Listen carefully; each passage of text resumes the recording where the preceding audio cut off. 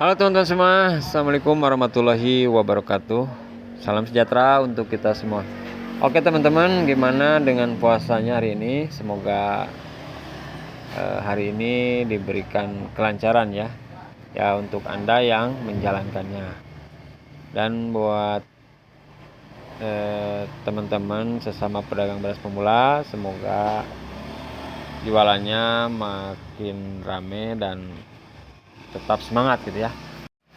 Dan untuk Anda yang punya rencana gitu ya, punya rencana merintis usaha jual beras dan masih bingung tentang harus mulai dari mana gitu ya, atau ya mungkin kemana Anda harus mencari pemasok misalnya ya.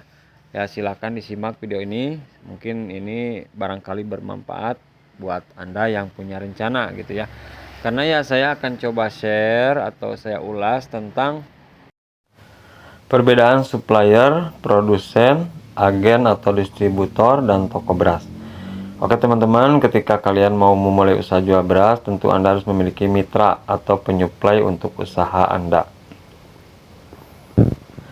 Misalkan Anda mau buka usaha penggilingan padi atau pabrik beras atau jadi produsen beras, tentu Anda harus punya penyuplai bahan mentah yaitu gabah atau padi untuk Anda proses menjadi beras. Dan yang jadi supplier produsen beras Anda adalah petani padi atau pengepul.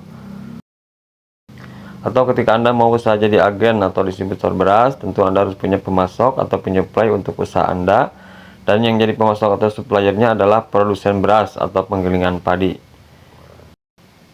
Atau juga jika Anda mau buka usaha toko atau agen beras grosiran entah di pasar maupun di pedesaan, tentu Anda harus punya supplier atau penyuplai toko beras Anda.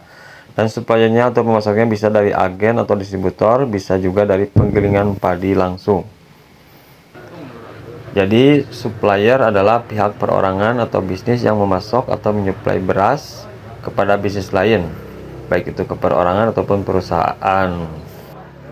Seperti contoh, toko beras ini disuplai atau dipasok oleh PBTJS. PB ini singkatan dari pabrik beras atau produsen beras. Atau adik saya seorang distributor, dia disuplai dari PB Beja Abadi Kebumen. Nah, jadi itulah penjelasan tentang istilah sebutan seorang supplier beras. Jadi supplier mencakup segala jenis usaha beras atau hanya sebutan pasokan atau supply penyuplai beras gitu ya. Jadi supplier hanyalah pemasok ke semua pengusaha beras. Nah, sekarang apa yang membedakan produsen, distributor, dan toko beras atau agen grosiran? Silakan jika kalian memerlukan informasi disimak sampai selesai ya. Semoga bermanfaat gitu ya. Jadi ya, berdasarkan yang aku ketahui, produsen itu dibagi menjadi 3 bagian. Ada skala besar, ada skala menengah, dan ada skala kecil. Atau bisa dikatakan skala rumahan gitu ya. Skala besar itu berupa pabrik beras yang besar yang memiliki mesin penggilingan yang modern dan canggih. Kapasitasnya bisa mencapai puluhan ton per hari gitu ya. Biasanya berada di kota-kota besar yang memiliki yang dikenal sebagai lumbung padi nasional, kayak Karawang dan Cianjur kalau di Jawa Barat. Kedua, skala menengah. Skala menengah itu pabrik beras yang masih menggunakan mesin yang kapasitasnya kecil dan manual. Kalau di kampung saya orang menyebutnya amatir dan biasanya berada di pedesaan. Pabrik beras ini selain memproduksi beras milik sendiri juga menerima jasa giling padi milik petani sekitar yang tidak menjual padinya ke pengepul atau tengkulak. Yang ketiga, skala kecil, yaitu usaha produsen beras dengan mengemas ulang beras dari produsen dengan kemasan sendiri dan merek sendiri, tanpa harus beli gabah, tanpa harus giling gabah. Nah, itulah berbagai jenis bentuk usaha produsen, berbeda dengan agen atau distributor beras yang hanya menampung atau membeli beras yang sudah diproses atau digiling dan dikemas dari produsen atau penggilingan padi, kemudian mendistribusikannya ke kios-kios di pasar atau pedesaan. Ya, jadi distributor ini bisa dikatakan hanya perantara gitu ya, perantara antara produsen dan kios-kios beras yang ada di pasar ataupun yang ada di pedesaan gitu ya, ataupun warung sembako grosir gitu. Nah, kemudian yang ketiga, toko beras. Usaha toko beras ini usaha paling banyak diminati oleh masyarakat gitu ya, atau paling banyak dilakukan oleh para calon pebisnis atau calon pelaku usaha.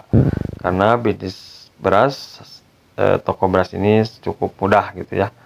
Toko beras pun memiliki skala usaha yang berbeda-beda, ada skala besar, skala menengah, dan skala kecil.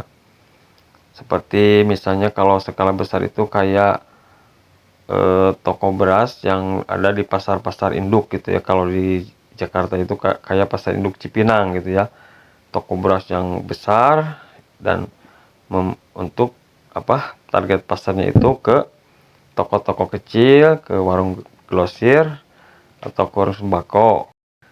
Jadi toko beras yang skala besar ini bisa dikatakan juga sebagai distributor juga gitu ya, agen distributor.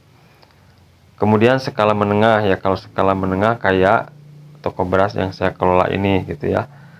Jadi stok berasnya tidak terlalu banyak gitu ya, dan target pasarnya juga paling kebanyakan warung sembako kecil gitu ya, warung sembako grosir juga ada, dan langsung ke konsumen akhir.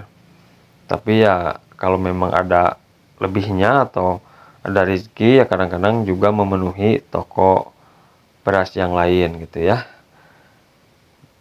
Jadi ya perbedaannya ya mungkin tidak ada sih sebetulnya, cuma hanya sebutan saja gitu ya.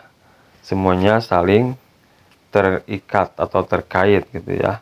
Dan untuk masalah harga, perlu kalian ketahui bahwa harga beras dari misalnya dari produsen, dari distributor, atau dari toko beras besar atau agen grosiran besar, itu pasti berbeda-beda gitu ya. Nah, jadi jika Anda mau merintis usaha jual beras, ya Anda bisa memilih dari Anda hendak mulai dari mana gitu ya, yang sesuai dengan modal yang Anda siapkan.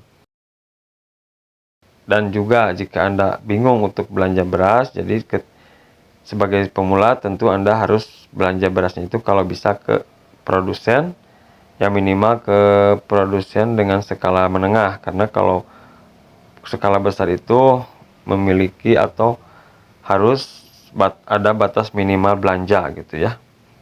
Selain produsen, Anda juga bisa ke distributor gitu ya, cuma harga memang beda dikit gitu.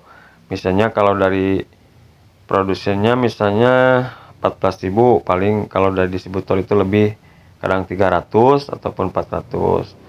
Seperti ya teman-teman. Oke, semoga ini bermanfaat. Terima kasih. Assalamualaikum warahmatullahi wabarakatuh.